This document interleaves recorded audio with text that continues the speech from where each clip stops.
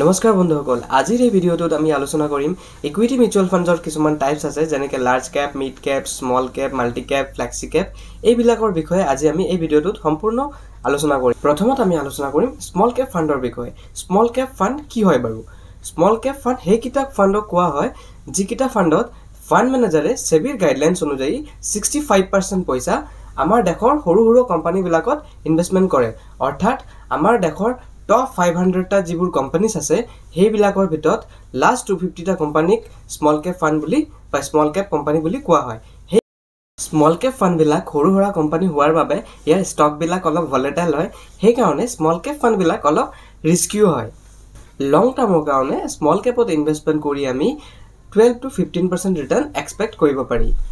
Top 5 small cap funds যিবোৰে 5 বছৰত এটা ভাল ৰিটাৰ্ণ প্ৰভাইড কৰিছে তাৰ ভিতৰত প্ৰথমটো হ'ল Bandhan small cap fund, Invesco India small cap fund, HDFC small cap fund, Nippon India small cap fund, Quant small cap fund. এতিয়া আমি আলোচনা কৰিম লাৰ্জ কেপ মিউচুৱেল ফাণ্ডৰ বিষয়ে। লাৰ্জ কেপ মিউচুৱেল ফাণ্ড সেইকেইটা ফাণ্ডক কোৱা হয় যিকেইটা ফাণ্ডত ফাণ্ড মেনেজাৰে আমাৰ ইনভেষ্টমেণ্টৰ 80% পইচা লাৰ্জ কেপ কোম্পানীবিলাকত ইনভেষ্টমেণ্ট কৰে। অৰ্থাৎ আমাৰ দেশৰ যিটো টপ 500 কোম্পানীজ আছে তাৰ টপ 100টা কোম্পানীত ইনভেষ্টমেণ্ট কৰে। লাৰ্জ কেপ ফাণ্ডবোৰ ডাঙৰ ডাঙৰ কোম্পানী হোৱাৰ বাবে স্মল কেপ আৰু মিড কেপৰ তুলনাত অলপ কম ভলেটাইল হয়, সেইকাৰণে লাৰ্জ কেপ ফাণ্ডবিলাক অলপ কম ৰিস্কিও হয়। লং টাৰ্মৰ কাৰণে লাৰ্জ কেপত ইনভেষ্টমেণ্ট কৰি আমি 10 to 12% ৰিটাৰ্ণ এক্সপেক্ট কৰিব পাৰি। টপ 5 লাৰ্জ কেপ ফাণ্ডছ যিবোৰে 5 বছৰত এটি ভাল ৰিটাৰ্ণ দিছে তাৰ ভিতৰত প্ৰথমটো হ'ল Nippon India large cap fund, ICICI Prudential large cap fund, DSP large cap fund, Invesco India large cap fund আৰু HDFC লাৰ্জ কেপ ফাণ্ড। তো এতিয়া আমি আলোচনা কৰিম মিড কেপ ফাণ্ডৰ বিষয়ে। মিড কেপ ফাণ্ড সেইকেইটা ফাণ্ডক কোৱা হয় সেবিৰ গাইডলাইনছ অনুযায়ী যেতিয়া ফাণ্ড মেনেজাৰে আমাৰ ইনভেষ্টমেণ্টৰ 65% পইচা মিড ৰেঞ্জ কোম্পানীবিলাকত ইনভেষ্টমেণ্ট কৰে। অৰ্থাৎ আমাৰ দেশৰ যে টপ 500টা কোম্পানীজ আছে তাৰ 100টা কোম্পানীটো লাৰ্জ কেপ ফাণ্ড হৈ গ'ল, তাৰ পিছত 101ৰ পৰা 250 কোম্পানীলৈকে মিড কেপত ইনভেষ্টমেণ্ট কৰা হয়। মিড কেপ কোম্পানীবিলাক স্মল কেপতকৈ অলপ কম ভলেটাইল হয় আৰু লাৰ্জ কেপতকৈ অলপ বেছি ভলেটাইল হয়, সেইকাৰণে যিটো ৰিটাৰ্ণটো দেখা যায় তাত স্মল কেপতকৈ অলপ কম আৰু লাৰ্জ কেপতকৈ অলপ বেছি পোৱা যায়। লং টাৰ্মৰ কাৰণে আমি মিড কেপ ফাণ্ডছত ইনভেষ্টমেণ্ট কৰি 10 to 15% ৰিটাৰ্ণ এক্সপেক্ট কৰিব পাৰি। টপ 5 মিড কেপ ফাণ্ডছ যিবোৰে 5 বছৰত এটি ভাল ৰিটাৰ্ণ দিছে তাৰ ভিতৰত প্ৰথমটো হ'ল Motilal Oswal mid cap fund, Invesco India mid cap fund, HDFC mid cap fund, Nippon India mid cap fund আৰু Sundaram mid cap fund.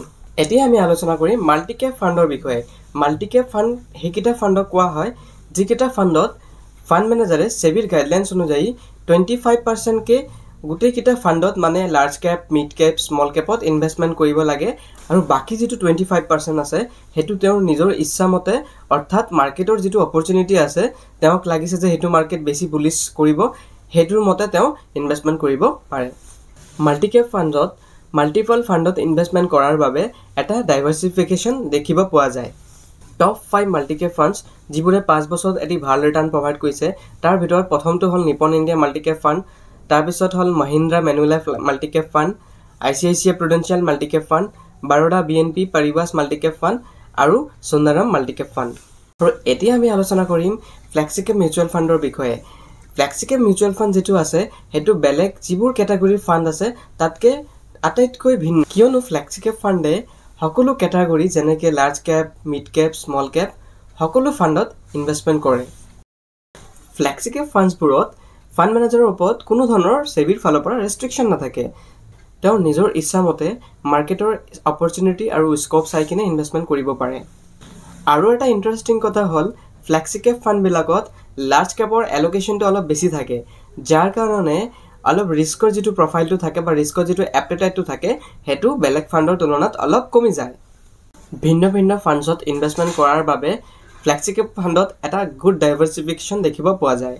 Top 5 flexi cap funds যিবোৰে 10 বছৰত এটি ভাল ৰিটাৰ্ণ প্ৰভাইড কৰিছে তাৰ ভিতৰত প্ৰথমটো হ'ল HDFC flexi cap fund, bank of India flexi cap fund, Motilal Oswal flexi cap fund, GM flexi cap fund আৰু Parag Parikh flexi cap fund. So আজি যদি কোনোবা এনেকুৱা এজন ইনভেষ্টৰ থাকে যিজনে অকল এটা মিউচুৱেল ফাণ্ডতে ইনভেষ্টমেণ্ট কৰিব বিচাৰে আৰু তেওঁৰ ক্ষেত্ৰত যিটো ৰিস্কৰ এপটিটিউডটো অলপ কম ল'ব বিচাৰে আৰু লাৰ্জ কেপত অলপ বেছি ৰিটাৰ্ণ বিচাৰে তেতিয়াহ'লে তেওঁৰ কাৰণে ফ্লেক্সি কেপ এটি বেষ্ট অপশ্যন হ'ব ধন্যবাদ বন্ধুসকল এই ভিডিঅ'টো চোৱাৰ বাবে যদি আপোনাৰ এই ভিডিঅ'টো অলপ ইনফৰ্মেটিভ লাগে তেতিয়াহ'লে লাইক কৰক শ্বেয়াৰ কৰক আপোনাৰ ফেমিলি আৰু ফ্ৰেণ্ডছৰ লগত আৰু ছাবস্ক্ৰাইব আৰু ফ'ল' কৰিব SD FinTechক জয় হিন্দ জয় ভাৰত জয় অসম